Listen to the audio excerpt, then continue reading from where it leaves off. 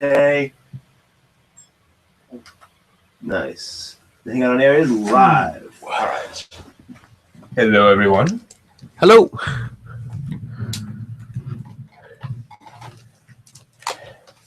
So welcome back to Smoke and Mirrors. Try to get that audio back in there. Let me see here. That's sounding about right. Although it's still sounding like some room. Let me just double check that setting real quick. Test 1, 2. Test 1, 2. Oh. Test 1, 2. It is pulling from the USB audio. Test 1, 2. Why is this one not working? Yeah, mic 3 is kind of dead. Let's see. Mic 3. Oh. Let's see. Let's see, mic 3. Mic 3. Sorry.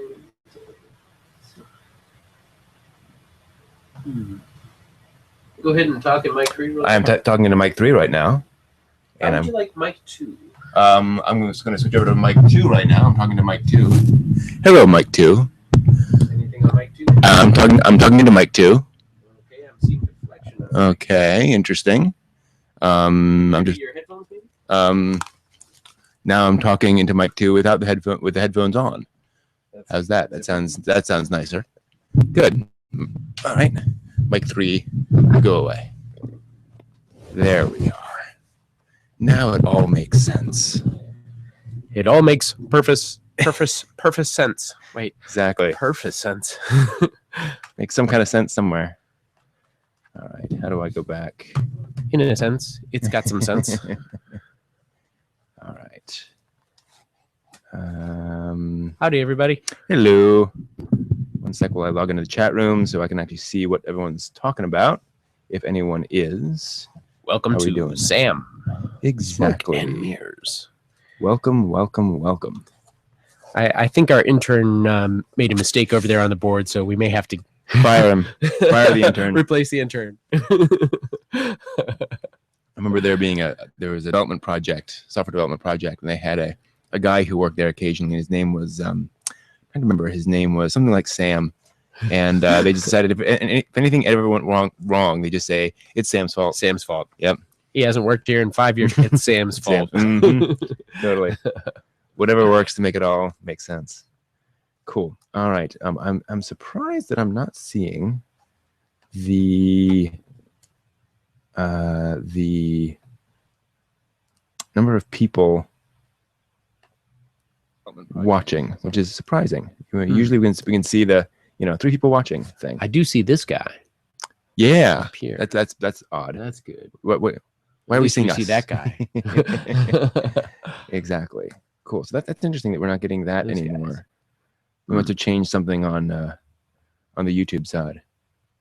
It is showing as that's what that is. That's us.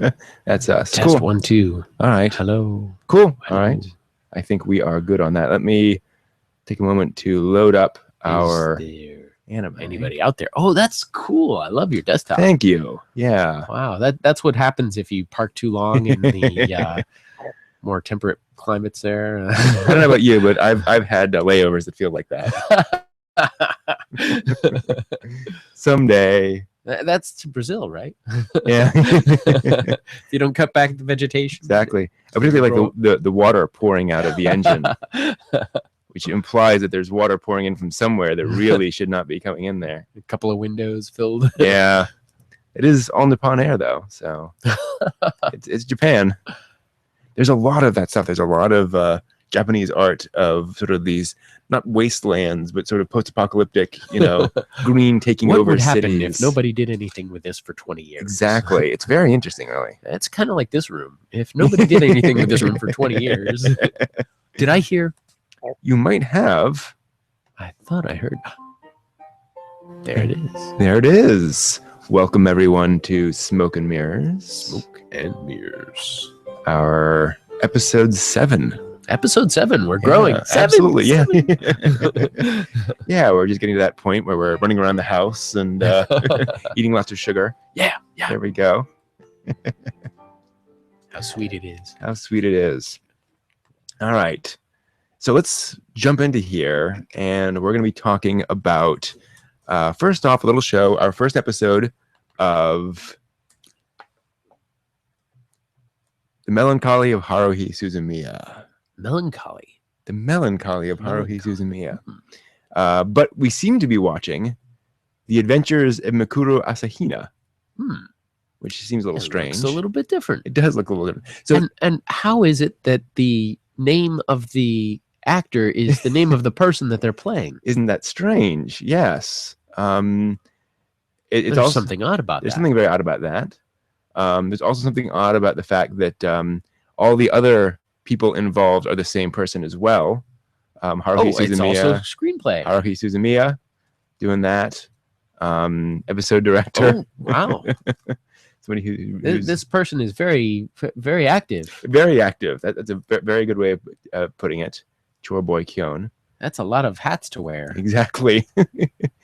And so How is it they're making a film about themselves? They're actually playing themselves in this? So isn't this interesting? So the story opens obviously with, and which you're not hearing, a monologue, an internal monologue by a certain character who you dub voice fans will know as Crispin Freeman, who is narrating as someone and trying to explain the plot of this odd little story. And one of the first things you'll notice actually is the odd color scheme here. There's a sort of desaturated style to the whole thing. It's a slightly grainy style to the whole situation. Really badly colored. Really weird coloring there on those characters, and people who are acting very strangely as they're standing around. And as we watch it, there comes a point where one realizes someone's having some fun. Oh, this part is fun to watch. Let's watch it again. There we go. No, but this is in the show. And We get to watch it again. And this is the funny thing is, in anything else, they just show the same shot 4 times. But no, they had her run 4 times. By the time she's done, she's Yeah. And here's another great example of just the thought of this. There's obviously somebody walking along next to him holding a camera and trying to keep up with him. It keeps moving forwards and backwards and in and out. the perspective is very much of a handheld camera, not an anime. Here's the show. Exactly. Yeah. And then poor Mikuru Oh, it was walks out of by. focus there. Yep. Yeah, focus is a recurring problem on this particular story. And so she comes in, and we have and again, here's your first major clue that they may be shooting on film, or on a tape rather. Oh, we get to see what You she get to does see when what she's she- off work. Oh, hey, where'd it go? That was part of the show. Exactly, it was. Oh, We wow. didn't do that. That was in there. And I want to point out actually just the amazing detail here. If you look at it, I'm just going to try to get it kind of a moment by moment. Look at the little video artifacting when it cuts over. You get the mosaic You there. get that little mosaic little there. bit of mosaic, and then the blue screen like we used to get with VHS when you'd stop. the tape. Exactly. Yeah. So they're obviously doing something there with trying to indicate this is literally on tape. This is the tape that's pause. Yeah. Oh, fan service. Before I'm even Yeah. aware of what's going on. And we get a Yuki for the first time, the mysterious Yuki the witch. And then we have our wonderful first battle between Mikuru and Yuki. So Mikuru, the the battle the waitress? battle waitress. Yes, Battle waitress. exactly. Wearing this rather ridiculous cosplay outfit. You see the camera trying to zoom in very unsteadily. so she's not in her Zooming. bunny outfit anymore. No, now she's wearing her magical girl uniform, so to speak, and Yuki is very impressed. Guns. Guns, yeah, Chicks with guns. chicks with guns, and they're I being imagine. deflected by the wand. Was it the Phoenix burning? Something along those lines. They called it. It's great. And I hear again is our first clue. This is something even more than what we thought it might be. Gun versus wand. Oh, the So eye. a couple of things. First off, up until this point, she's only had auburn eyes. Yes. So suddenly she has a blue eye. A blue eye. And Yes. That doesn't look natural. No. And then she does her little Mikuru beam. Whoa. That's an odd special effect. That was like a flashbulb. It was. And suddenly she gets molested by Bam! Yuki. That's a little strange. Stop it. Wait. Oh. Who's that? Where's the camera going? Hmm. Wait, this. Okay, back to our characters filming an ad in front of a electronics shop nearby. This is leading me to think that this anime is a little bit disjointed here. How am I going to put? Bit. I can roll with that. Okay, but now these two were fighting in the last scene. They and were. They're working here together to sell the ware of this place. Yeah, something's kind of strange going on here. And then they meet again in the street. Oh, then I'm sorry. Then The next day. Yeah, they We didn't get to see the. Oh, Yuki shows up again with a cat who's slowly falling off. And they have the witch alien. Mm-hmm. Oh, that's right. She's a witch and an alien. Mine as well. And Itsuke is just a. He's a normal person, but he has ESP powers. Latent ESP powers, Latent apparently. ESP. And so now we have our wonderful 70s such special effects here. Whoa! Yeah, bonk. Poor Mikuru. I will defend him. She holds her eye. And then Yuki gives her little conversation as some guy gets into a car behind her and just walks off. And then she decides to walk off. And Yuki's still walking off in the distance. That's just awesome. Now, the dialogue from him up till now has been very flat. Yes. Like he was reading it. Kind of. Yeah, kind of like he's reading it. Mikuru, what are you doing? And we get the fight here with our little magical girl stance. You know, she's always off balance when she's trying to do that. I laugh every time I see that. He's standing in the back room with a card, reflector Light card. Yep. We quickly rebalance on her. Reposition, frame. Focus. Yeah, focus is still going in and out. Uh-oh. Oh, Our sudden new characters. New characters, zombies apparently. The puppets Mm-hmm. of Yuki. Oh, very dangerous, clearly. No special effects whatsoever. Just kind of wandering up. And then Tsuria gets her big line here.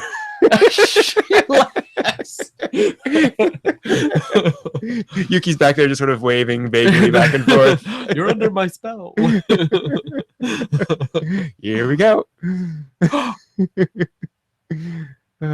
Also, let's note that we cut to her in the shock reaction.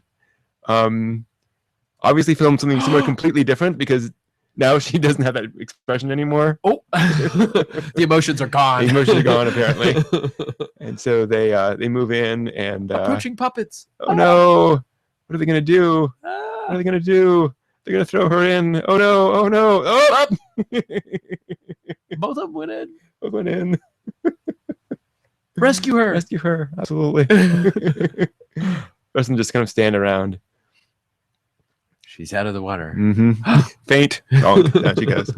And then here's where you start getting some hints that the announcer is also part of things a little bit. Because every time he mentions Itsuki, he starts to get pissed off.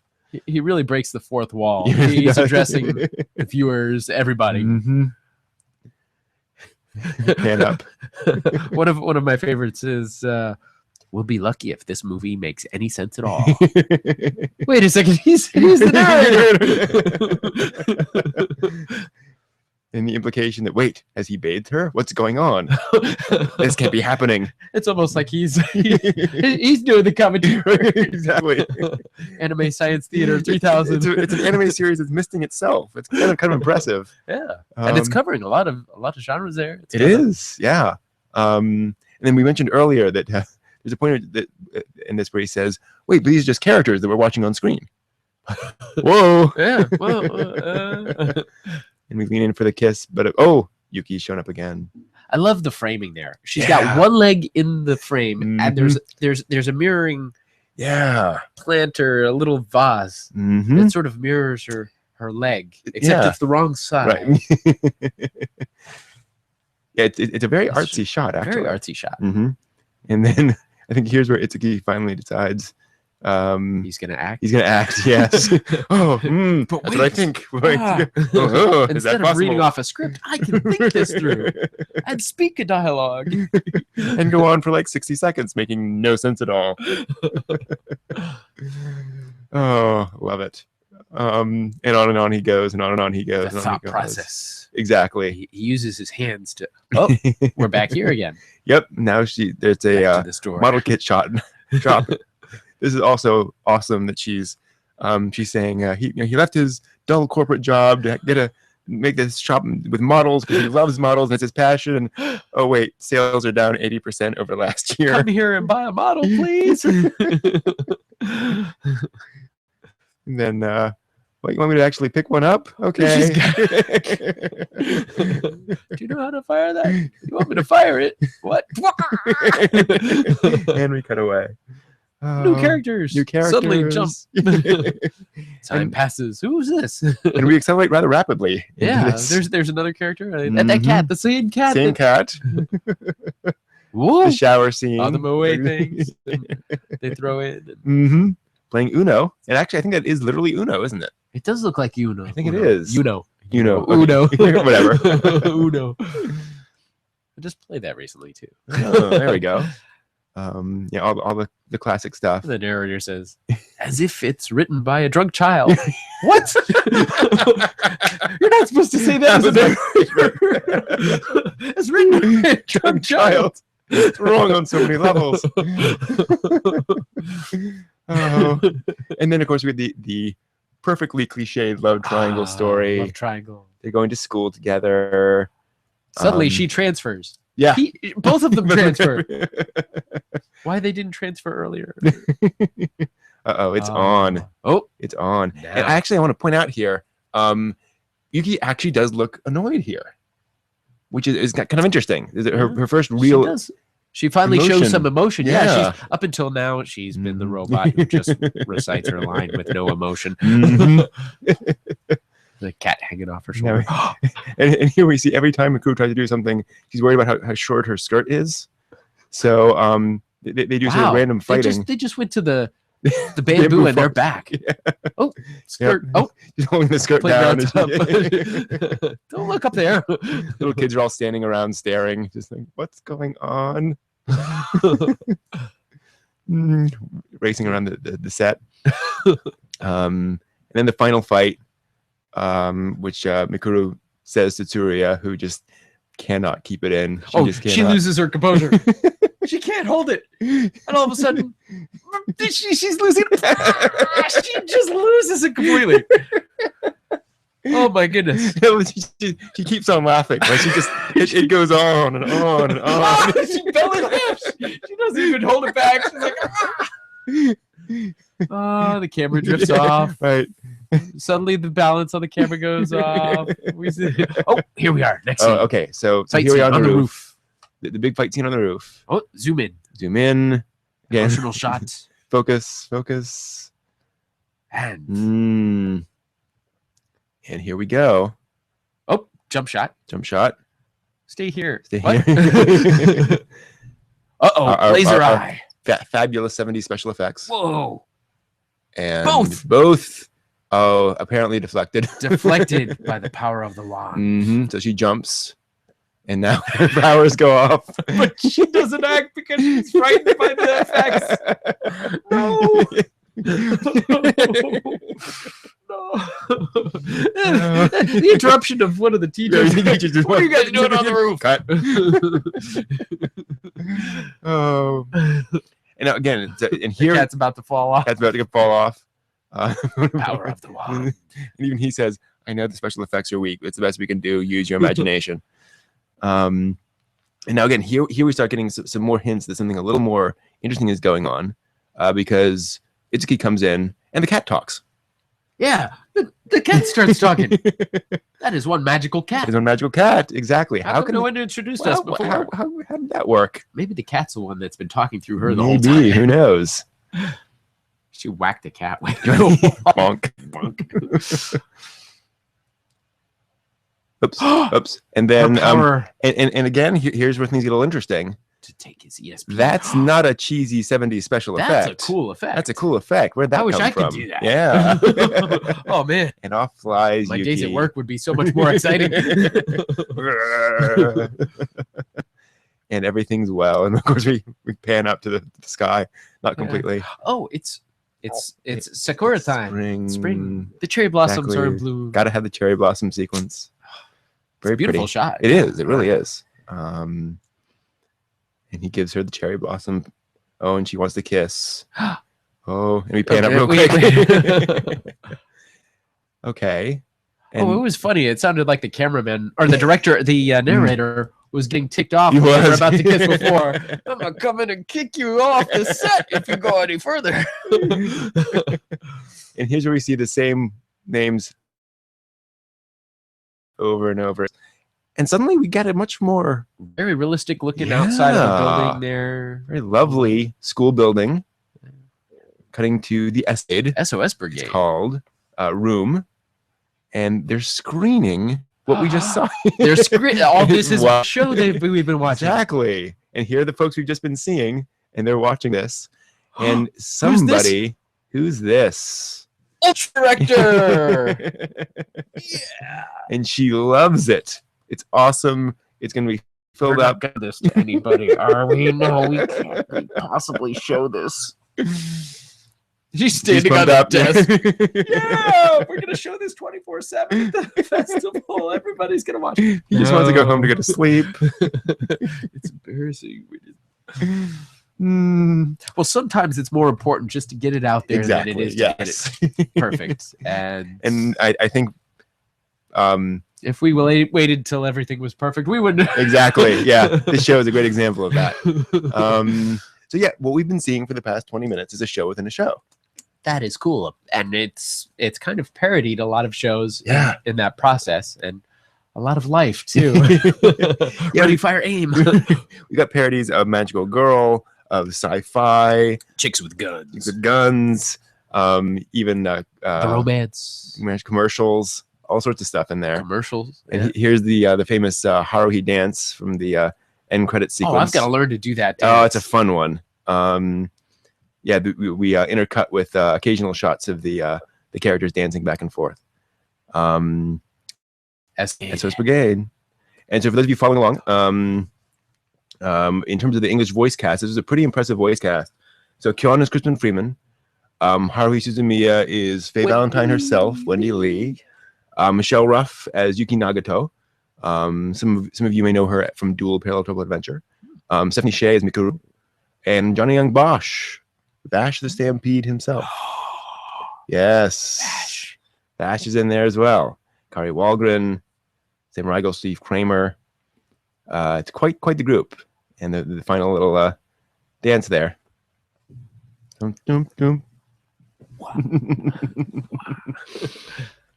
So yeah, so now we see this is going to be an actual anime series. At first, I was noticing the voices seemed a little bit. Hey, what's the deal with this guy? Exactly. He's reading it. Oh, okay. We're watching Yeah. a film about kids who are making film there. Okay. Okay, Exactly. that makes sense more. And here's something else that it took me a little while to notice. This is in standard def. Yeah. It's not widescreen. Yeah. I saw that earlier and I was thinking, well, did we adjust everything right? Oh yeah, that is. And there's just so many little details here. I love how when the camera pans up, see here, the camera pans up here, you'll notice how like it comes slightly off camera and then tilts up, like they're trying to yank it off of the. There it is. Oh, off the tripod. They're walking away. I gotta get the next shot. Pretty impressive stuff. I think a lot of cameramen have had the situation where they haven't got their camera front back balanced, Mm-hmm. and you loosen up something, and all of a sudden you shooting at this guy. Oh, don't let it fall over. Yeah. So, what were your thoughts overall on this episode? Oh, it was a riot. It was a riot. When the narrator says it's as if this was written by a drunk child, it's a riot. Oh. We'll be lucky if anyone understands this at all. There's a lot going on here. in terms There's of a lot. I mean, we're not just seeing the story that they're trying to portray, which is confusing as it is, but we're seeing the relationships of the actors and the students themselves. Hey, wait, the guy who's doing this camera is apparently pretty sweet on the magical girl here. But he's letting her do this, and they're getting pretty close. True. But he's got his moments, and wow, there's I love the camera point of view. I mean, that's a riot. Yeah. What do you think in general about the oops, why is that not going?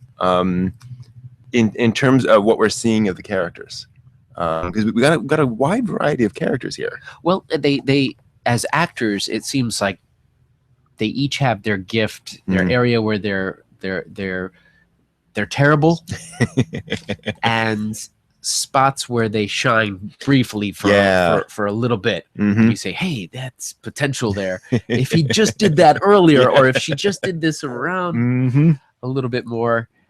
And it's every aspect. I mean, it's the audio, it's the video, it's the acting, the directing, the producing. I can't really throw stones. I mean, but at the same time, it's funny to see other people make mistakes that are obviously, wow. Ooh. Well, I also Film 101. I also love that idea that they're clearly using every frame of footage they have. Oh, when the teachers come up on the roof, hey, what are you kids doing up here? Setting off fireworks on their school roof. Yeah, that's probably somebody's unhappy about that. So yeah, it's fun, and I mean, to that point, I think it's an excellent point that Yuki's a good example where she's obviously very flat. She's just reciting her lines. Very monotone robot. But she's very pragmatic. She's clearly kind of just doing the things that need to get done to get things done. She silences the cat. And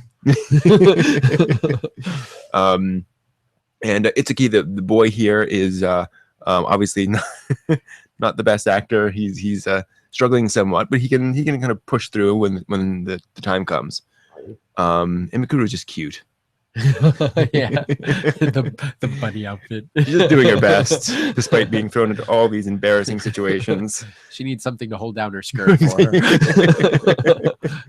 Exactly. And speaking of skirts and holding things down, let's move on to Yamada's first time. Oh, Yamada doesn't want to hold down her skirt. No, she does not. She wants to lift it. Certainly, absolutely. In the right situations. In the right situations with the right person, which appears to be very much her little bow here. The walking sign. Venus flytrap. Venus flytrap. Venus. Yamada. So we come in here reminded of Takashi. her. Yes, Yamada and Takashi. I like Takashi. I like him a lot Voice too. of reason. Yeah. Yamada. And Yamada is stressing out about her new rival. Yes.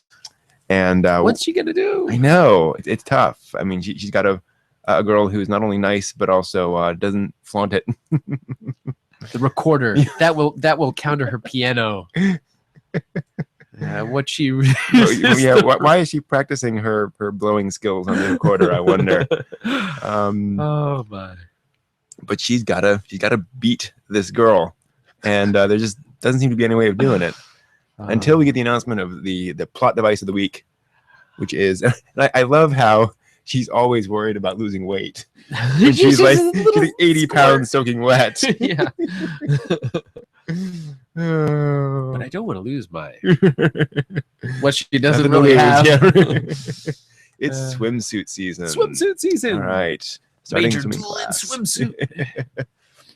So this is something that school swimsuit. Yeah, it's confusing to a lot of American fans and international fans. So in Japan, all students are expected to buy a standard school swimsuit. So every school has its own swimsuit for guys and girls. So now, of course, since it's warmer weather, it's time for those outfits swim to come uniform. out. The swim uniform, absolutely. No going out on your own, doing your own thing. No, not so much. This you Yamada's shaving herself, Oh. and she decides you better shave What down about there. all that? Yes. She goes down there. I love that. The Oh my metaphor. god. Ah! No. And there she is, embarrassed. I love how, for as much as it was sex meat, she seems to be. She gets embarrassed real easily. Oh, and then Kosuda's thinking of her. Poor guy. And he's imagining her in her swimsuit, which she looked so nice in. And my goodness, that's very. That's not the school They seem- uniform. Oh, nope. It's Kimberlin zoomed in. It's a hint about what's going on there. Yeah. She comes in, push-ups. You're not gonna get six pack in 3 days. Yeah. And now we get Yamada, and they're changing into their swimsuits. And here's where Yamada again gets creepy as heck. Boob envy. She's got 2 Mount Fujis. what? Oh my F cup. Yep. And so now she has to spy on her rival. Oh. A little bit of fan service here. A little bit. Oh. She's looking intently. She really is. Wait, that swimsuit. And that's kind of the surprise is that her rival does not have a school swimsuit. And so she's apparently been allowed to wear one of her own. Sneaky. A race swimsuit, which is a race and a racy swimsuit. But that's not going to outdo Yamada. No, certainly not. Because Yamada has been studying. So here we go. Everyone's showing off their various figures. And apparently, like, it is really embarrassing as a girl going out there because, you know, every guy's watching her. Changes. Exactly. The guys are all there. They're horny. And Yep. then the comparisons. Yeah, all the Yeah, comparisons. sure, It's more obvious when a girl's body Mhm. changes. Exactly. And at different rates. And Yamada is ready to strut her stuff because she is the gift to nature. The gift to nature. Even though her friend is a little bit more. Well, Yeah, keep it down a little bit. I love that Yamada's She's literally learned to strike a pose. She has her ace up the sleeve. I've been studying. probably not what you should be doing. And so here It's funny, they've got swim caps now. they do. So that's another standard thing these days is that they'll have swim caps. Again for the hair. You know, you don't Keeps want the to. hair from going everywhere, I suppose. Yeah, and I mean, you know, you get your hair wet and all that chlorine. It's not so great for such things. Doesn't really keep out much water though, does it? Yeah, Into not the too water. much. Yeah, Blah, blah, blah, blah. better than nothing, I suppose. guess. Yeah. And so here we get our little sports excitement of the episode. A little challenge between Yamada and her rival. They're gonna race together. Now's your chance to shine. Yep. Beat And- your rival. And we see that they're both champions in their own way. One with spark. Oh, the pose competition is going on. So The guys are loving it. And this is important because it's reminding us that this is not completely innocent on either side. No, there's some. Both of them are competing, certainly. The teacher brings it back in and gets him focused. Look, a UFO. Yeah, What? Where? What? Sneaky tactic, Yamada. Sneaky, just like It's a her. little too naive there, I think. Yeah, Poor thing. but she plays it off well because she's got the confidence. Yep. And it's another good point that Yamada feels like she needs to cheat to win. Yeah, that's the come on, Yamada. Exactly. But her rival has had competition in the USA, so, Yeah, or whatever that means. and then suddenly, She sparkles. she sparkles. She seems Everywhere. nice, and then the claws come out. Yeah, suddenly she is really. I love. I want to go back here real quick. There's this. Look at Yamada's expression. Whoa, that's serious And stuff. she's speechless. Yeah. What's going on? I hate her. Exactly. Her sister. So she's trying to get her little sister to help her out here. Come on, you're gonna help me.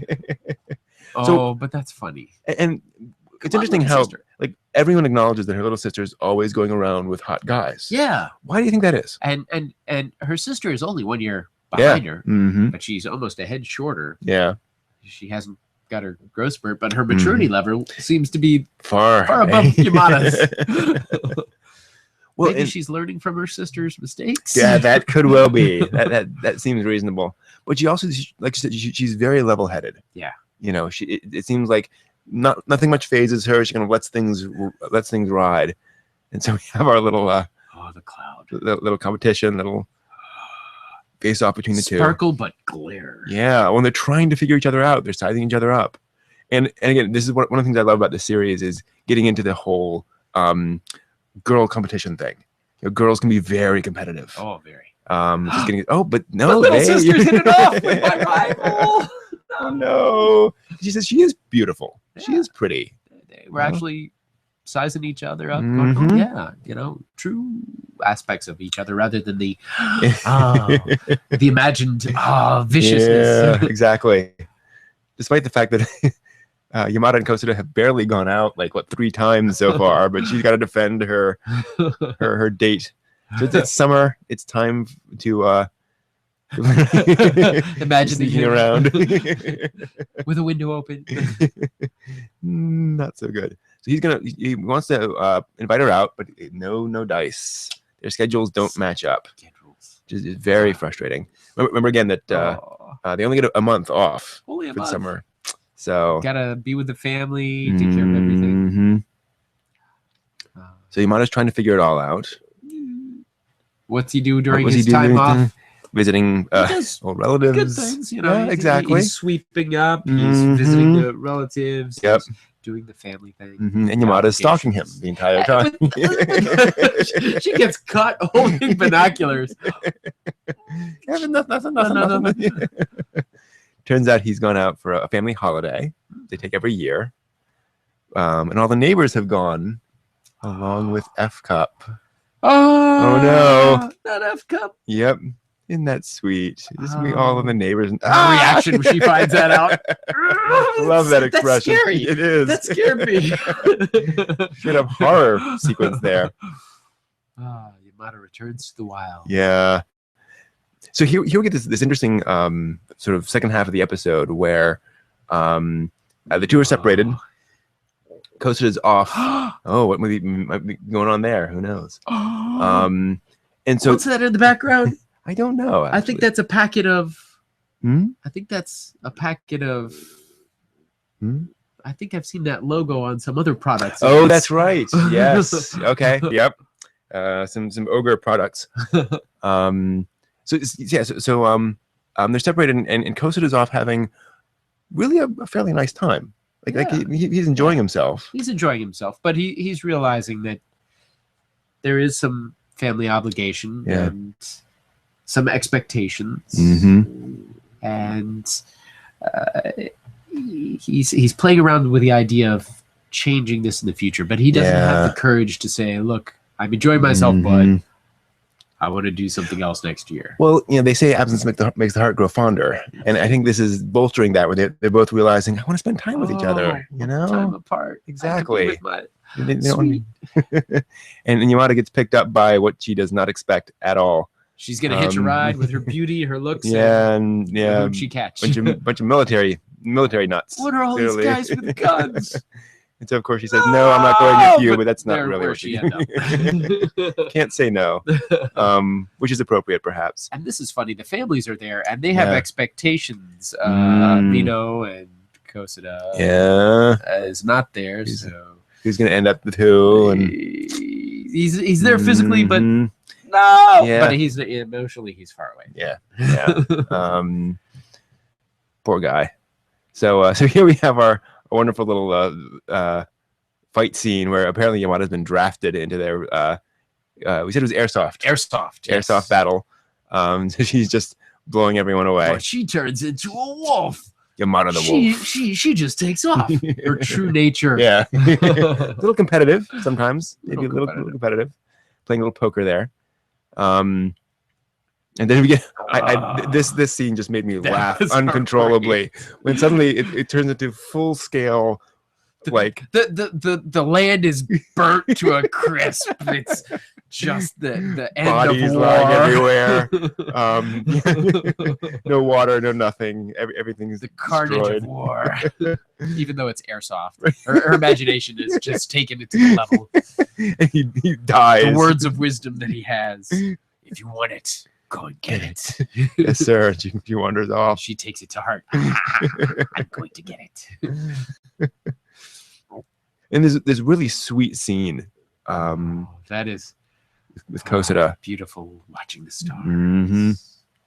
And Childhood friend. childhood friend. Yeah, exactly. Oh, Enjoying each shooting other. comets. He even makes the point that he used to go over to her house to look at the telescope when they were kids. Very romantic. Yeah, very romantic, very reminds you of stuff. She's still carrying the airsoft gun. Yamada's got the gun. And those airsoft guns look realistic. Yeah, they sure do. They designed them that way.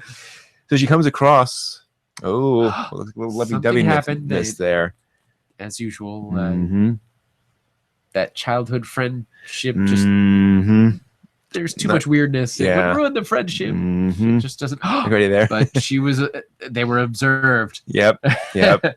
And so Yamada comes Guns out, a-blazing. but not really. Not really. No. This is what really happens. She just comes charging out like Ah! a, And a he's not demon. expecting her. I mean, No. that would freak me out. Some crazy girl. Even if it was somebody I knew. Right. Whoa. And she's not. Hmm. You too. And here's where it starts to really I become saw. revealed. I saw. She's jealous. Jealous. She's jealous that green-eyed monster has reared its head. And I think this is the first time where he's realized she's jealous. I mean, she started to realize it herself, but suddenly now he sees that she cares. Yeah. It's another step forward. Justifying his thoughts that he should be with her. Yeah, exactly. She's willing to fight for him. Yeah, totally. Despite not saying anything about it up to this point, and it all kind of gets mended. And he says he wants to take photos of her, which leads to again this. But her ego always seems in the way. It does. She's not going to admit that she was, but he knows it. Yeah, He knows it. He can see. Again, getting back to that whole thing of will he invite me in? Should I just invite her in? Take pictures of me. Mm-hmm. His first time with a digital camera, which is kind of interesting. Yeah. He prefers film. His first time. Yeah, mhm. That's a hint. Shoot. And there's this interesting element to it where she's kind of embarrassed. Yeah. She's just not quite sure what's going on here. She's not posing suddenly. Yeah. What happened to your poses, Yamada? Yeah. The true Yamada. Yeah. Suddenly she's feeling a little. Maybe it's time. She's ready. Yeah, she's ready. Look at this. Oh, the battery's batteries are dead. Oh, how many times has that happened to Yamada? Poor girl's timing is just. Exactly. She's got the natural timing. Mm-hmm. Expose yourself when nothing will happen, despite how much you want it. Mm-hmm. Oh. But she realizes it's actually very sweet. He really does care about her and want to spend time with her. Look at those stars. Beautiful. And out in the woods in the country, there's less light pollution. You can see so much more. Exactly. And Japan's a very mountainous country, so there's a lot of unspoiled wilderness out there. Relative to other Formed an places. H. Huh. Mm. Little etchy. Yeah. Little etchy there. True to Yamada. Exactly. So things are continuing to move forward with Yamada. Yeah. She's There's some hope there. there is. Yeah. Well, I think there's always hope, but that hope is definitely starting to blossom into something a little more real, maybe. Her rival still doesn't know her boyfriend is yet. True. And I think she's getting a little bit more of a clear idea. He is her boyfriend. Yeah. Mm-hmm. They're both moving in that direction. Mm-hmm. Yeah. So we're definitely gonna move forward. I still want to see this magical girl. That's just too adorable. She looks like Mino. Mm-hmm. Yeah, I think it's some alter ego or something. I don't know. Waiting for her to express Yeah, herself. maybe. She hasn't come out of her shell. She hasn't broken through. No. Said, Mhm. She expressed her true desires. Right. Yes. We'll see. But if she does, what will that mean for Kosuda? Hmm. Who? Well, Hmm. yeah. Hmm. That's a good. Well, she. Wow. Yeah. The triangle. Mhm. The triangle continues. Yeah. The triangle's becoming sort of a spirograph. Exactly. Yeah, it's curling over on its own tail. So yeah, so we're continuing to move forward on Yamada. Very curious to see where this is going to go. So next time we have the school trip. The school trip. So they're heading. That's a fun one. Yeah, so they're heading out. Oh. Whoa. Oh. Whoa. Yeah, we're gonna have a bathhouse scene. Bathhouse. Gotta have it. Oh, I love that It'd be fun. expression. What's We'll the see name what's for gonna that happen. expression with this sort of W-shaped mouth? I don't know. It's sort of a cat expression. Yeah. Yeah. It's very cool. I love that one. Yeah. I've seen people actually do that, and it's just, whoa, you did it, just like in the cartoons, just like in the anime. Yeah, that's pretty Wow. cool. Cool. All right. Wow. So that is Smoke and Mirrors for Yamada, Episode 7. episode 7. So we'll be coming back next time for more of that. Episode 8. Yes, and more of Haruhi. Let's see here. I was so confused. Yeah, I thought he got a bad DVD when he started watching Haruhi. That's funny. That's uh-huh. I did a double take. I said, Brett, what? Nope. Let's see here. I have no idea what amiibos are. Wii Fit Trainer. Okay, I'm so confused. So Liquidus, it does happen later. The broadcast order of Haruhi is deliberately out of sequential order. Oh, it's like a hook. Yeah. So they're showing you things from later to kind of hook you in to show you what's for other stuff to happen there. Hopefully people watched through to the end Mm-hmm. and didn't say, oh, this was... Yep. Because that's the giveaway. It's like, Mm-hmm. oh, this is a film. The dance is famous. Mm-hmm. I've got to learn to do the dance. Yeah. That Me dance too. Rocks. Me too. Gangnam Style. There we are. Hey, should we plug our show? Oh yeah. So some of you may have tuned in earlier this week when we were doing Open Gundam Style. We opened a Gundam We opened a Gundam. and we started building it. Yeah. It's pretty cool. After watching, now there's a whole franchise. Mhm. Which one did we start? Gundam. Gundam. Mobile Suit Gundam. Mobile Suit Gundam. Mm-hmm. And so if you get a chance, tune in as we build the models. Yeah. And check it out. Yeah, the way we're structuring it is that we watch 5 episodes of original Gundam, the first Mobile Suit Gundam series, and then we sit down and continue assembling model kits and talk about the episodes as we do so. So it's fun. So it's kind of both a Gundam commentary and kind of talking about model kits at the same time. Everything begins to snap into place. Yeah, haha, nice, nice. See here.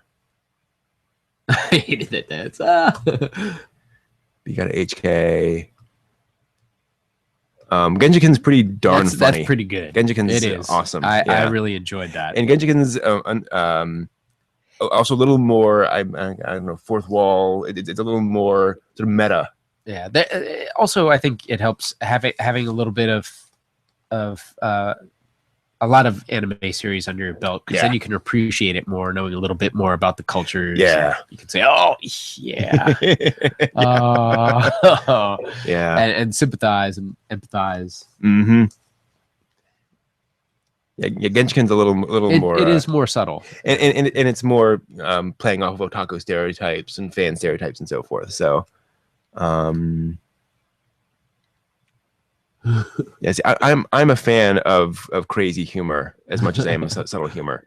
One of my favorite series ever was Punny Pony Dash, which is just all whacked out humor. I like the spectrum of stuff. Mm-hmm. Yeah, exactly. A place for everything, and that hits certain spots on the funny bone. I definitely can appreciate. And Baka and Test is another example of a series that is kind of a little more making fun of anime stereotypes, which kind of helps. Very much making fun of anime. Good ideas. The melancholy. Oh my goodness, that brought me back to the early days of like video school, film school. Oh yeah, I remember making projects like that in school. Oh my goodness, I hope they never find their way out. And that's the fun thing about that is you realize, oh yeah, that is what it was like. You know, that is what it was like. Yes, it was that bad.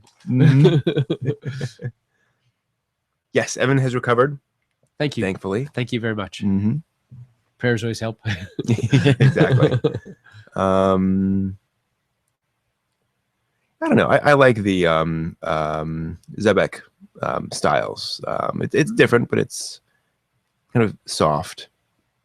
Zebek style? Zebek's an anime studio, and they have kind of I would say roughly a house style, which they develop, which is kind of soft and rounded for their characters.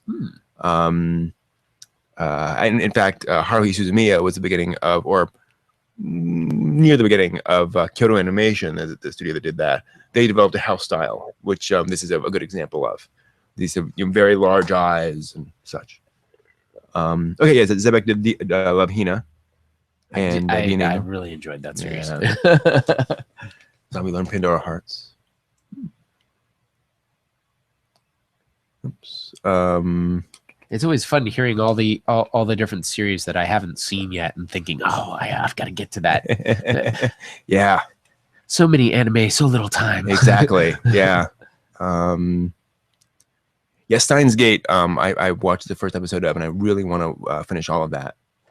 So the idea behind Steins Gate, for those who aren't familiar, is very weird. Again, sort of one of these fourth wall breaking series. There's a point at which one of the characters looks in the camera and says, "Hey, you, otaku, sitting on the couch." Whoa, he's talking to me. Exactly. But they discover a method to send text messages back in time. Cool. And so that they can sort of influence time.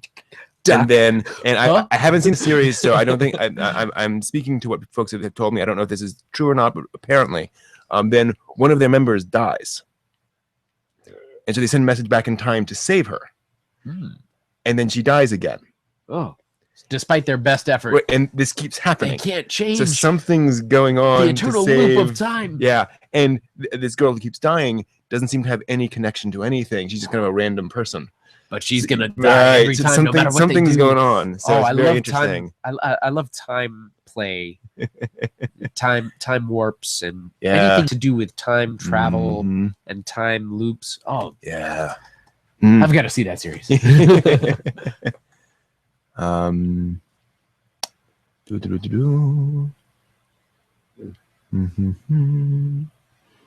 I'm assuming amiibos are some kind of toy.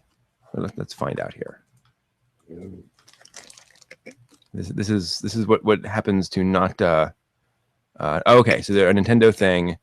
Nintendo's wireless communications and storage protocol for use between compatible toys. Oh, okay, so it's figurines that then can communicate with the. I remember hearing about that. The platforms. So, okay, so gotcha. Folks are doing stuff with that.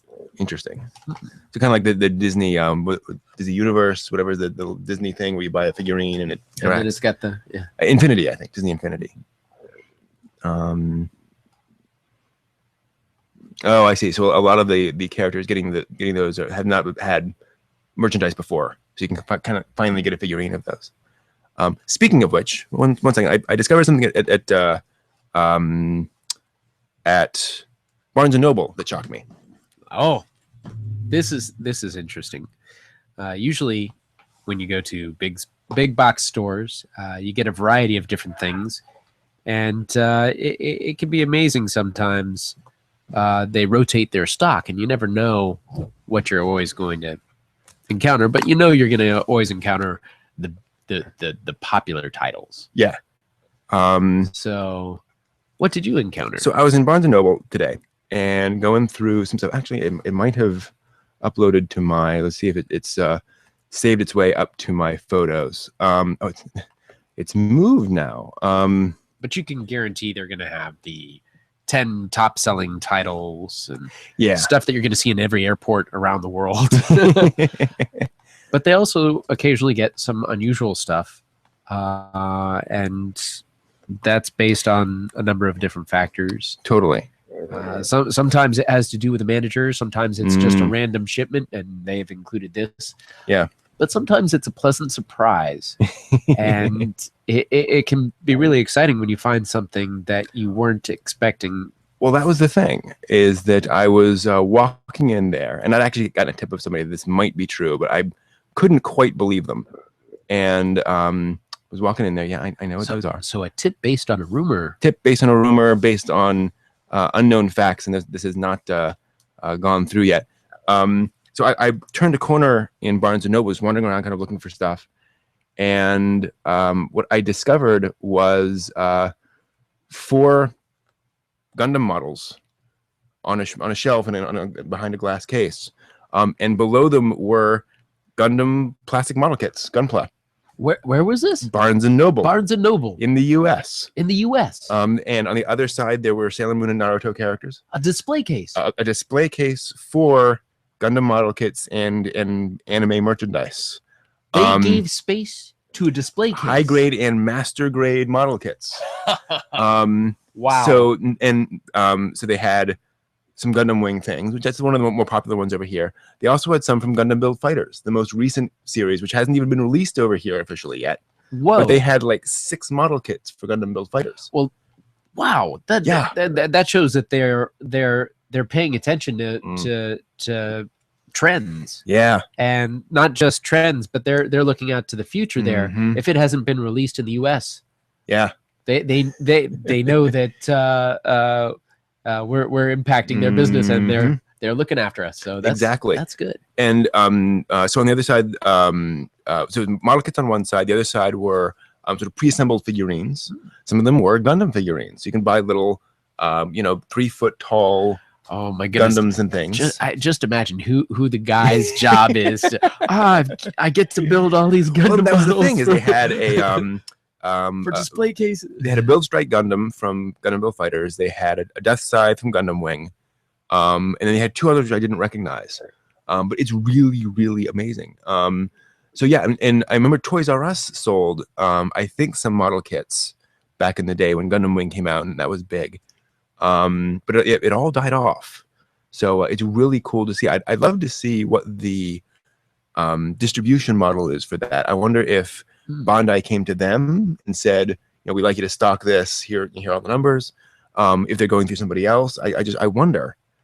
Yeah, that's sort of an unusual distribution method if you think about it. I mean, model kits in a traditionally bookstore. Exactly. But it follows through with some of the merchandising. If you go with fan distribution stuff, there's always little things that come with any series, and it's just an expansion on that. It makes a lot of sense. Exactly. Well, and Barnes & Noble has a pretty extensive game section, a board game section, puzzle games, things like that. They've had that for a while. And obviously, they sell various toys and such in their kids section. So I guess it's kind of a factor or a piece of that. And they sell a lot of Legos now too. Oh, Legos! Every kid should have Legos. Absolutely. That's the funny thing, is looking over it and saying, as big of a Lego maniac as I was growing up, that's a $55 box set there. The Gundam model kit's $15. Actually, that's way more affordable. That is more affordable. Definitely. So I had no idea Barnes & Noble sold any model kits, and apparently for like not just immediately, but apparently they've been doing it for a little bit. Hurrah, Barnes & Noble! Exactly. That's cool. So I'm gonna have to go and get a couple of those. Always like to encourage that with big chain stores, because they do look at their numbers, and if they see those going out the door, then totally. Maybe we should carry more. And if you want to get into modeling, that would be a great place to start, because with $15 you get a model kit and you can just start playing with it. I like that. Yeah. like we were saying the other day, you know, if you're not familiar with it, sometimes makes sense to buy a model kit that you don't love, or that you don't know the Gundam, just as something that you think you can like, because then you can play around with it. You know, you don't feel as much like you're going to damage the thing you love most in the world. I am going to refine my model skills on Gundam, and then I'm going to build Battleship Yamato. Nice. Exactly. Awesome. Of course, that has probably less moving parts. But there was a scene in Shirobako, which is this recent anime series about making anime, which we talked about before. And there's a scene where the main character goes to see Hideaki Anno, who is the creator of Evangelion, and a big otaku himself. So she goes to his house, and it's a somewhat over the top representation of what Anno's house might look like. You know, he has Evangelion themed couches, things like that. It's a little silly, but then you notice in the back behind him, he has like a 6-foot Yamato he probably built himself. That's kind of the level of geek that Hideaki Anno would be. That's pretty funny. And it's all lit. It's in a tank. It's the only other thing in the room. It's a big impact, a big series. You know, and the ship has so much more representation of kind of the ship of state representation as the nation. So there's a lot of kind of metaphorical and symbolism involved in anime sometimes that we don't always immediately see in the surface, but you see kind of a representational symbolism in some anime. Absolutely. Well, and you know, Yamato being a historical ship, and how they sort of work that actually into the series. Was a ship. And so, you know, once you know that and realize the symbolism is not quite the word I'm thinking of, the weight of that historically, the image of well, what is our country, and where is it headed into the future, and where is it now, and how do we process the situations that we're in? Right. Yeah, using this huge kind of failed warship, if you will, you know, in the future is a very interesting way of symbolizing. Of course, this is a very sharp contrast to the more humorous titles that we've checked out tonight. But that's probably a good story for some other time. Exactly. That we can get into. It's a in fact, it's interesting. Yeah, we've been doing all sort of funny, goofy series. Well, those are great, though. They are, absolutely. My ribs hurt, but I enjoy them. Exactly, it's a fun thing. Well, the Gundam series is a little more serious. Oh yes, absolutely. Dealing with warring factions and displacement, refugees. It's something that we deal with on a global scale in real life. Yeah, and having something that's that we can watch and not necessarily be a part of makes it a little bit easier to process. One of the things one thing I think is really brilliant about Original Gundam 2 is the fact that it occurs to kind of these dispossessed people who are out of the way. You know, it doesn't happen in a capital city. There's separation. Yeah, you know, these are those people we read about in the headlines that are in some other country, somewhere else, or something impacted by this war. And we see how devastating it is to them, and how they have to react to it. It, you know, like you say, it really makes it feel real. Yeah, we can relate. Humans. Yeah, exactly. Yeah, as weird as they can be sometimes. And to that point, I think Gundam's a great example of a series where you can have a lot of different kinds of characters, all working towards a goal in different ways. You know, they're all on this team, but some of them are more sarcastic. The different personalities and their approaches to problem solving. Some just plow through. Some are more focused. Okay, we're going to go by the book. No, there's no time. We got to do something. Action in action. Yeah. The struggle between achieving the goal and, of course, personality struggles. Yeah. As different leadership styles start becoming apparent, and laid back or proactive. Exactly. And I think one of the other brilliant things it does is that idea that they spoiler alert, kill off pretty much all of the existing. Sorry. No, no. But pretty much all of the existing experienced characters get killed off pretty quickly. At least in the for the heroes. Oh yeah, you can't stop that. I can't unhear. No. And so you get to see all these characters try to figure out what to do when some of them are have to command a ship, some of them have to pilot. And so how do they respond to that? You see all of that growth as opposed to just seeing a couple of characters growing. The emotional baggage. Oh, my dad's lost. Mm-hmm. Yeah. Oh, it might be my fault. Exactly. What's the best Gundam to watch first? It does depend on the taste of the viewer. I'd say if you are okay with sort of classic old school style animation, I would start with the original Mobile Suit Gundam from 1979. And I say that because I know a lot of fans who just cannot take 70s style animation. I try to respect that. But that is where it all started, and it is the kind of the emotional center of the series. Some get more goofy, some get more serious, some go in various directions, but I think original Gundam is pretty in a pretty good middle ground. Then yes, Abyss, a bit of a dark story that leaves you wanting more within each episode, and great character development. Then Gundam would certainly be it, because it keeps on chugging, moving that forward.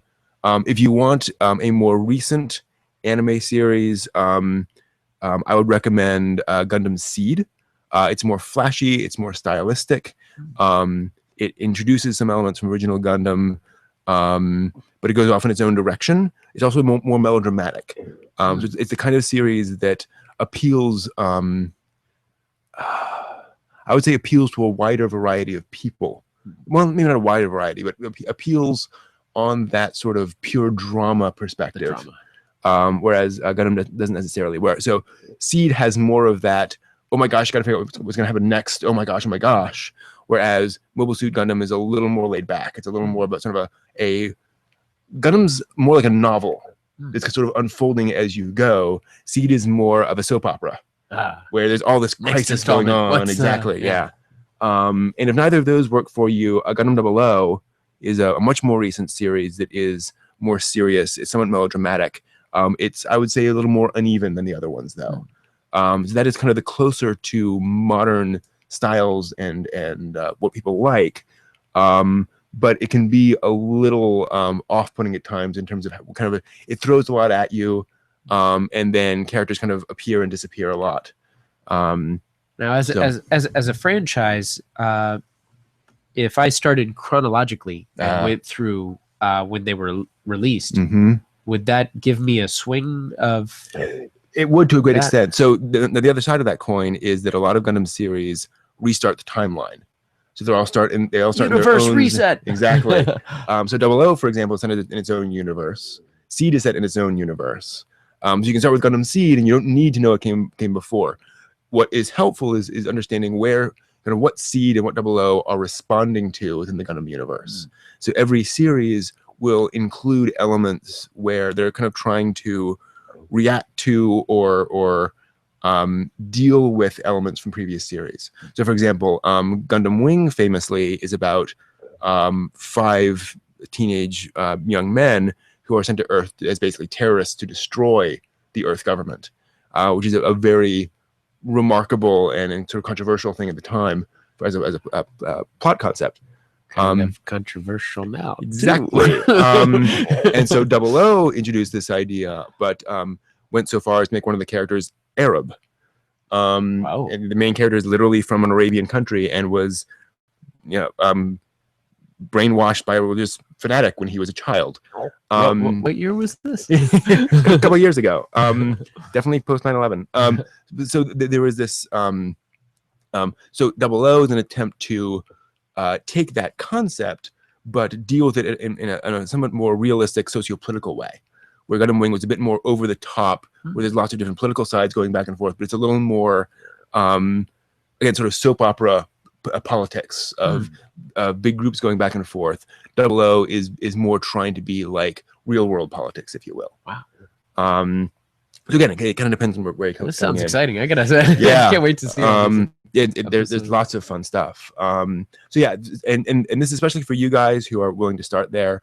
And then you also have, so the other ones you'll hear a lot of Gundam Wing, which aired on Toonami, so kind of everyone watched it. But Gundam Wing's a very weird series. I love it, but it's the kind of series you kind of have to buy into and then watch. It's kind of it's a little like Sailor Moon. You know, you can watch Sailor Moon and you can say, that's interesting, but it's not a show for me, you know? And then there's some folks who watch Sailor Moon and are like, this is the greatest thing I've ever seen in my life. So, so you sort of get into it or get out of it. Exactly, yeah. Gundam Wing's kind of polarizing in that way.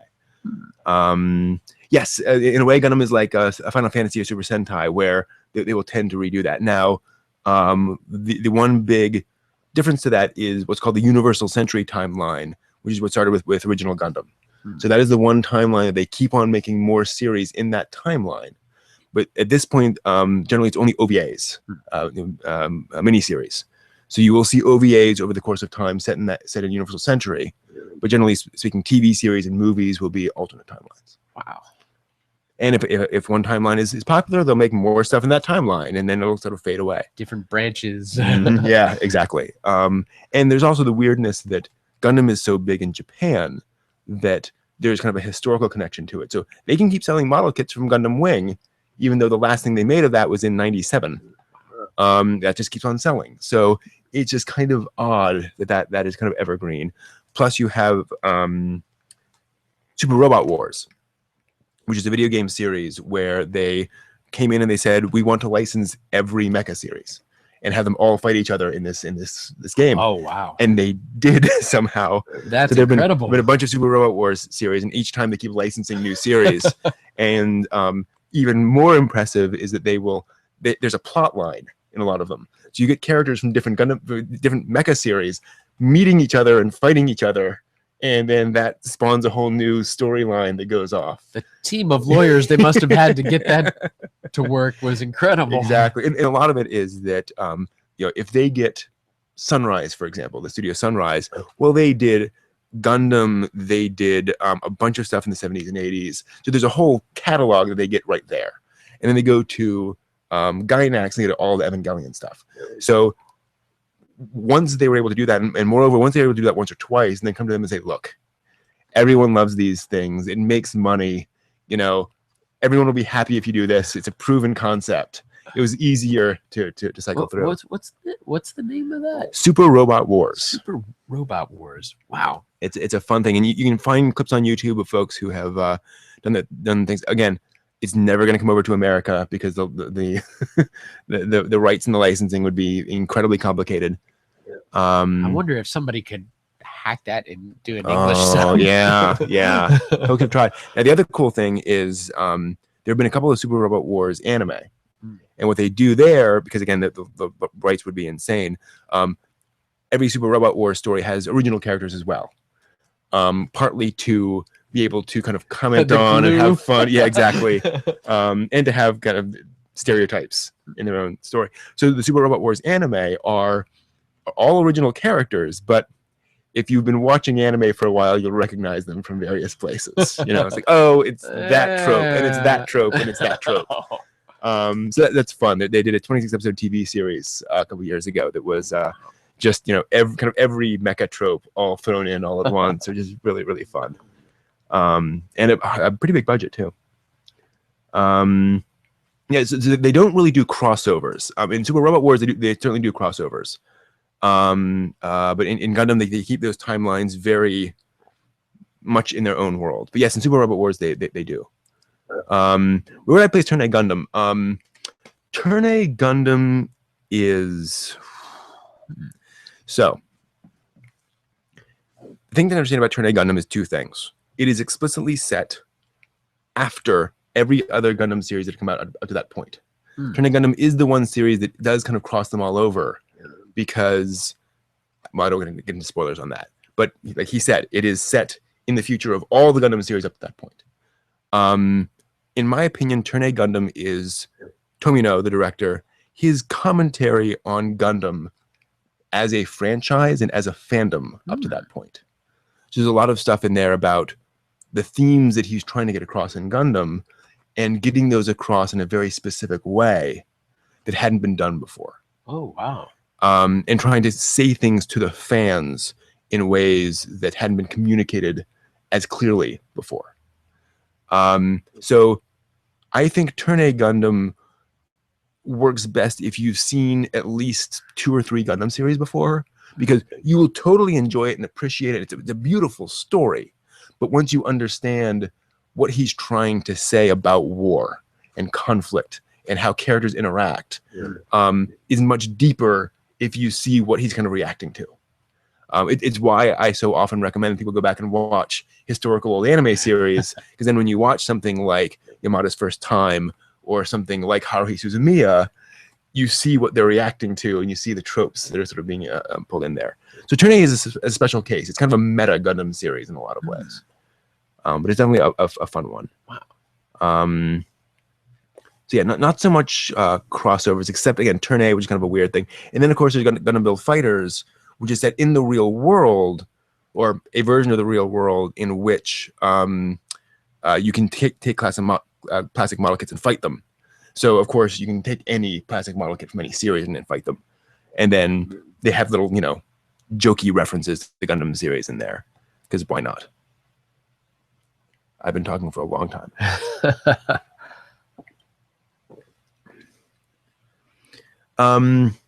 Is Turn A type of fan service? That's an interesting question.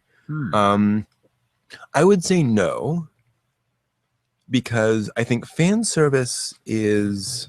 How would you define fan service? Well, fan service, I would say, is not necessarily part of the narrative, but entertains some of the back-channel communications that viewers and fans have with the creators. And it fills that gap.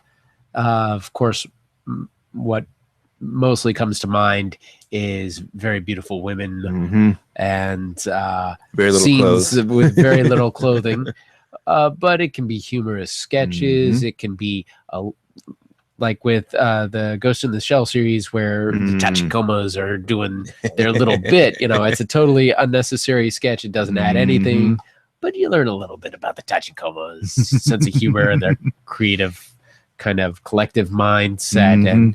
And so I'd consider stuff like that almost a fan service, because it really doesn't, it's really not part of the narrative. It's not part of the story. However, it's cool. You want to know how this, that would be a fun model to build. Yeah, exactly. But that's kind of what I would see in some sense. But as far as the narrative, directly impacting the narrative, I would say that fan service is something that the story would live on with without having, and it wouldn't detract from it. It adds to it, but it doesn't really. I agree. I think that's a good way of putting it. And that's why I think Turn A isn't quite that type of fan service, because it is integrating those commentaries to fans within the story. The story is about war and conflict and how that's been portrayed in Gundam, and kind of turning that on its head. So it's not fan service in the sense of this kind of would that be more of a commentary on? Yes, I would say so in a lot of ways. So would it be a commentary that's sort of a retrospect or an observation? Or more in the sense of an interpretation of. Well, in the sense of how, this is probably a bad metaphor, of how, say, a Godzilla film, a modern Godzilla film, is always responding to previous Godzilla films. It's always trying to say, okay, that's how Godzilla was done before. Here's how we're doing it now. We want Godzilla to be a force of nature. We want it to be whatever. It's that kind of integration where that response is part and parcel of everything of that movie in terms of how it's presented. How is Victory Gundam? I certainly do not agree that it's amazing, one of the best Gundams ever.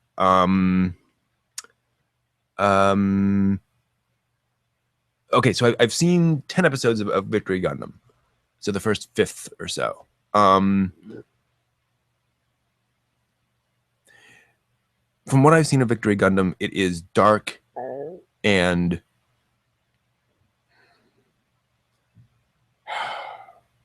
again, spoilers. I'm trying to figure out how to put this. I will forget about all this. Yeah, I will not listen. I'll put it this way. Victory is the opposite of Turn A Gundam in a lot of ways. Victory is about pointlessness and about how the fundamental theme, again, from what I've seen, is that war is a senseless waste on every level. And it proves that by introducing characters and then killing them off every other episode. So there's just kind of this constant drumbeat of characters dying tragically all the way through the series. It also has some really, really, really stupid mecha designs. And I say that just, it happens, lots of different series had that happen to them. But and they have one mecha that is within a wheel, like a spinning wheel. So it travels within this wheel, despite the fact that it is a giant robot that could just walk, but it has like a wheel that it spins. It's very weird. Wheelie? Sorry. So no, I don't think it's amazing. It is a very different Gundam series in that sense. It is, but it is very sad and tragic. The other problem is it involves young children who are sucked into this war, and we're talking like down to about 6 years old, and that hits some triggers for me. Wow. Like, it's not that they're getting their arms blown off or anything, but it's, you can see how they're going to be traumatized by this for the rest of their lives. You can see that this is going to be a tough thing for them to kind of deal with. So that makes me uncomfortable. I just don't enjoy watching series where that's on the forefront. As a viewer, sometimes viewing certain situations becomes very uncomfortable, and even though the message is communicated, it leaves a sort of a residual bad taste in your mouth. Like, well, and it's the kind of thing where if you, it's fine to deal with it, but when that's at the foreground of 50 episodes of content. Oh, wow. Yeah. Or I don't know how long. But the idea, if it's driven home to ad nauseum. I was just watching a podcast episode with Adam Savage of Mythbusters talking about Mad Max Fury Road, and I'm going to avoid spoilers here. But I will give you a spoiler in the sense of something that does not happen. Because he said, if you see the trailer, you see that there are these sort of scantily clad women in this rig that people are sort of fighting over. And Adam said, "Oh, criminy. We're going to watch them get beat up or abused or whatever in the first act of the movie, so that we feel sorry for them. So that in the third act of the movie, they'll get redemption, and we'll be able to story we'll already for them. predicted. Yeah, right, exactly. That does not happen. We do not see anything. That's good. I like it when my expectations are thrown a loop. Right. What? Yeah. They have a sad backstory, but that is not put on screen. It is, we don't have to see it. We don't have to watch it. It is handled very tastefully. And I don't even mean to imply what their backstory was. I just mean that there was, sad things that happened in their past. But, they didn't throw it in your face for 5 straight minutes.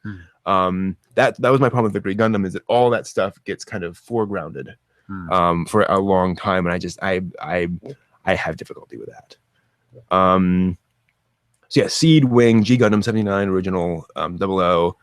There's Zeta Gundam. There's also Double Zeta Gundam, Wing, G Gundam, which is sort of a super robot, kind of a Dragon Ball Z Gundam, people call it. Gundam X, which is post-apocalyptic Gundam. I'm going to need a map to the Gundams. There's so many Gundams. There's actually this reminds me of a joke in Tenchi.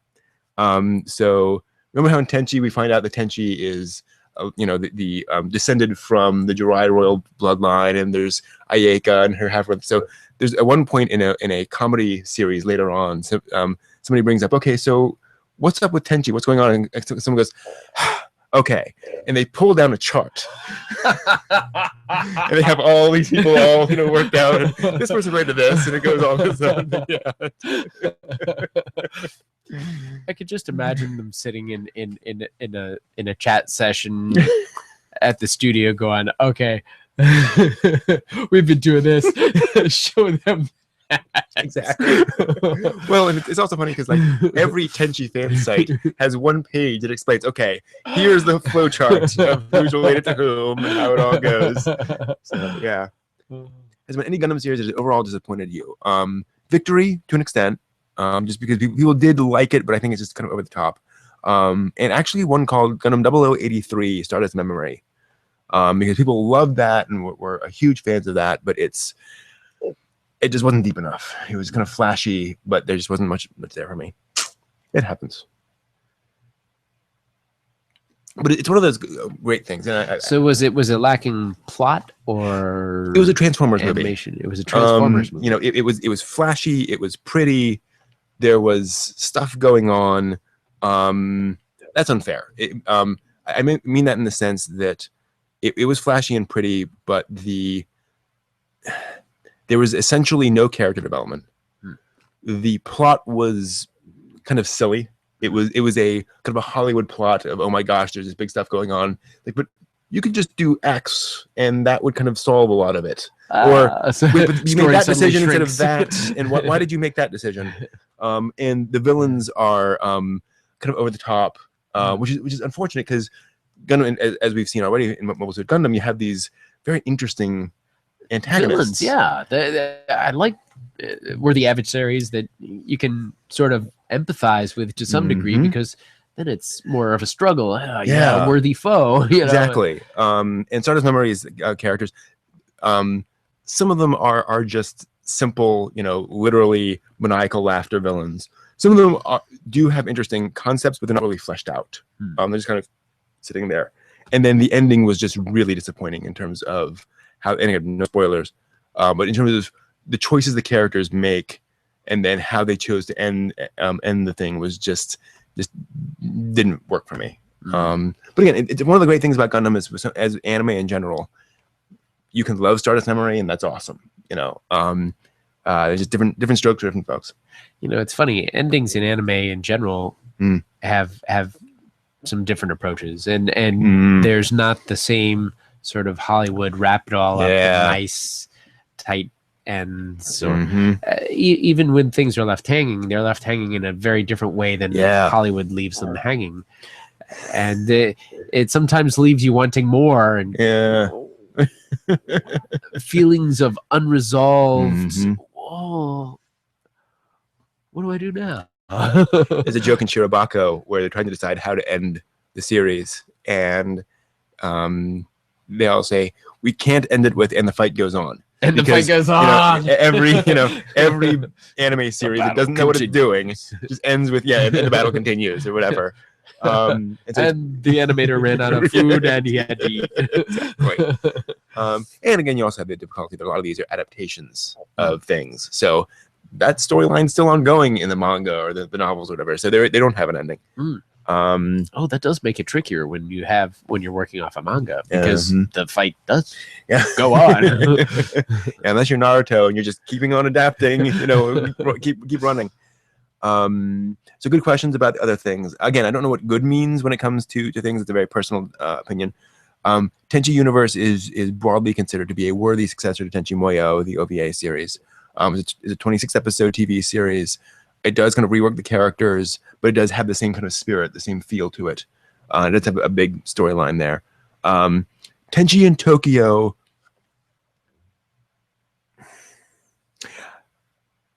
I love and dislike in equal measure. One of those series where there are elements of it that I just get so tired of, and it has this very over the top cheesy comedy style to it.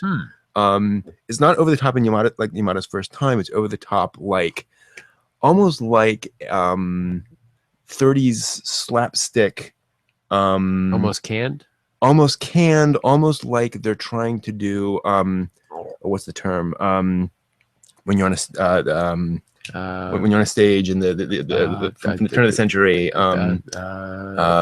shtick, stage. I'm thinking vaudeville. Vaudeville. That's vaudeville. Okay, it's this weird vaudevillian style comedy that's just very Well, that's kind of weird. Yeah, old school. But several of the character stories are some of my favorite across the entire Tenchi storyline. Just some of the stuff they do there is very impressive, and makes me tear up. Beautiful stuff. Tenchi GXP is a TV series that's a comedy. It's a lot of fun. It's about sort of side characters in the Tenchi universe. I think I. Oh, you have GXP here somewhere? I think I might have that over there, which I thought was kind of amusing. Yeah. But I'd like to explore more of the Tenchi universe and see what other things there are. Yeah, GXP is fun. GXP also sets up some stuff later on in the Tenchi universe. So there's some other Tenchi series and spin-offs that GXP Tokyo. kind of explains. Yeah, Tokyo is very interesting. The Tenchi in Tokyo Special Omake. Did I see? I remember you pointing that to me, Liquid, and I remember looking at it, but I don't remember watching it actually. So maybe I did, maybe I didn't. I'm not sure. If I did it obviously did not have a big impact on me. It was just weird. I found a lot of anime is just weird. It's true. That's a very common thing. Some more than others, I suppose. Exactly. And all three of the Tenchi worthy in various ways. Tenchi Forever is one of my favorite movies of all time. Just one of those well structured, well plotted. There's character stuff in there. Some beautiful animation. But again, and if you're trying to figure out where to start in any of these fans, often my recommendation is just start. Start. Yes. Yeah, find something and just give it a whirl. I prefer to go chronologically, but then that's because I don't know as much as Brent. Yeah, chronologically is usually the best way of doing it. Go and find the first thing, and that's usually a first start. Yeah, that way you can see how things develop over time when they say we had this series and then well, okay, then we had this series. Yeah, this was more because folks were demanding more work, and so we just kind of put this together. And this series we rushed out because there was that series. Yeah. And we had to have something. And And then we came up with this one. yeah. And this was the one. Well, Tenchi is a great example where they ended up with 2 production teams. And so later on in the franchise, and so they ended up working on different aspects of the franchise from different perspectives. So you have kind of one plot in one, and then another group that's working on a different version of that plot in a different way. So I believe Tenchi in Tokyo and Tenchi Moyo in Love, maybe getting those wrong, were maybe by different teams. We're both kind of approaching it from a different perspective. Kind of neat. That's really cool. It would be neat to have one storyline that you could have multiple studios from all the different angles and perspectives and styles. Yeah, absolutely. That'd be awesome. I wonder if there's any sort of traditional stories that could be turned into anime. Yeah. This from this studio, this from this studio. Right. So you'd have sort of like one musician comes out with a song and there's all these tributes to it. Everybody's playing in a little bit different style, but you can tell the original. It'd be great to have the studios come out with something. Here's our variation on this theme. Yeah, absolutely. I think the closest we get to that are some of the anthology series, where you'll get so Robot is an anthology movie where a bunch of different directors and studios and forth were told, make a robot short film. Have a robot in it. That's the brief. And so you get, I think, 7 or 8 different short films all about robots, all sort of assembled together into one film.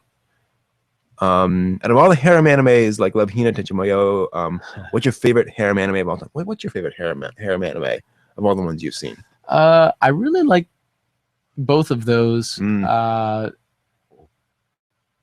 I haven't seen enough of them. I want to see some more. Love Hina is cute, but I always feel like I need some resolution. I never get that resolution, and I feel like, oh, when's he ever gonna I get fulfillment? I think I heard, and I'm not sure. I believe in the manga, It was resolved. It was resolved. It was resolved because, as I recall, where is it? I'm not listening it, but Let's see. Love Hina again. Love Hina, this and that. because Forgot which one there was a it was. point at which, where was the thing? Oh,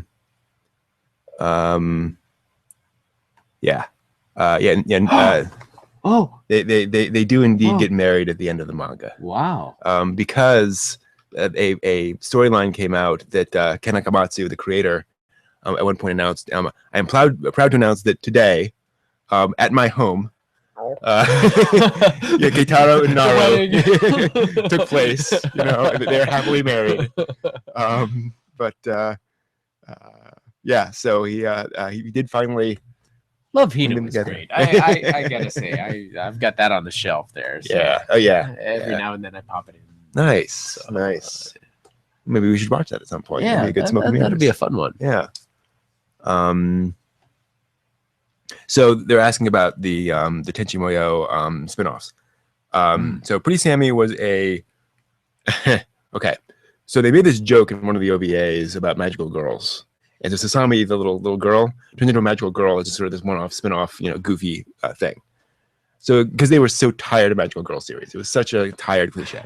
So then they announced a 3-episode OVA called Pretty Sammy, which was a whole magical girl thing with Sasami. This whole spin-off. There's a great episode of where there's an evil software billionaire called something like Will Bates. Will Bates. Yeah, who was trying to take over the world. And gee, why does that name ring a bell? bell? No idea. And there's this little startup operating system that all the characters in Tenchi love. So it's goofy.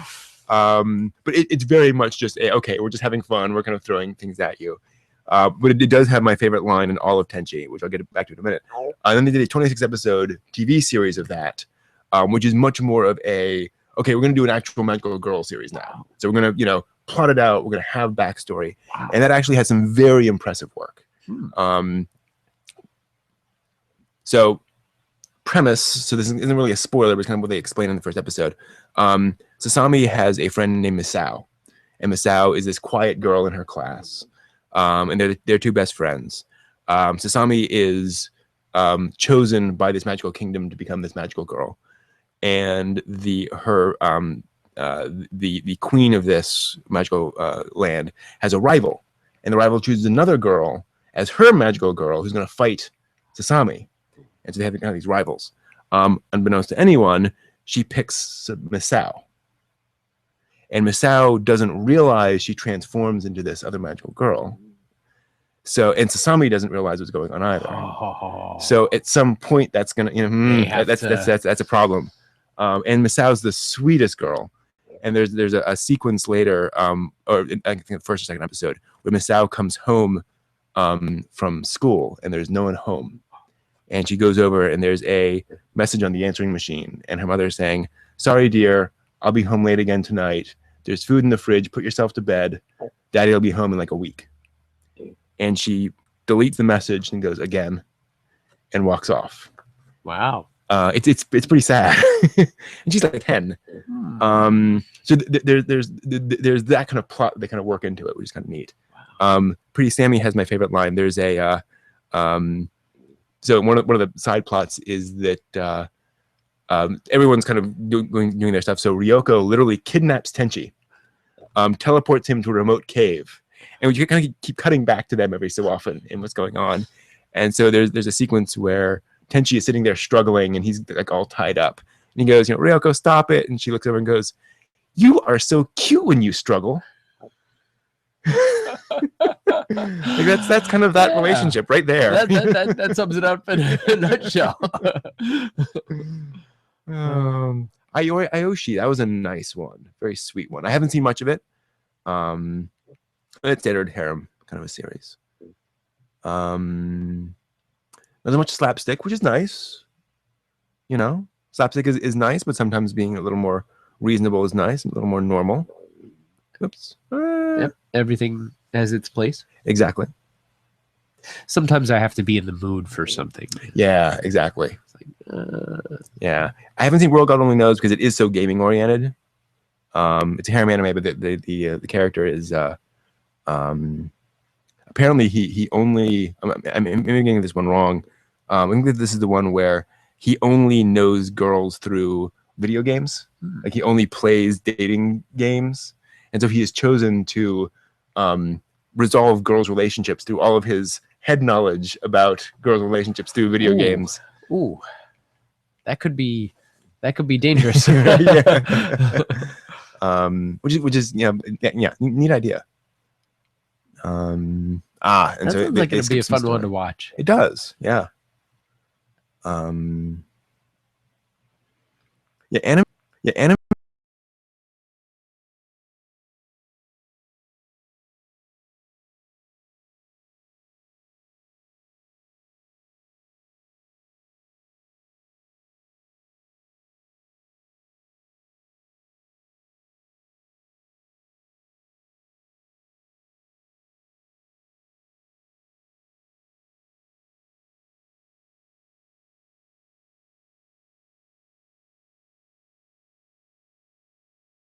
We'll be back actually next Friday. Next Friday? So that's right. Week from today. A week from today. I mean, I'll be streaming on Tuesday. I'll be doing license check, and actually, should we do the news then or on Friday? What do you think would work best? Good question. Yeah. The news. Some Some people break it. We fix it. I put that in the opening credits sequence too, by the way. Yeah.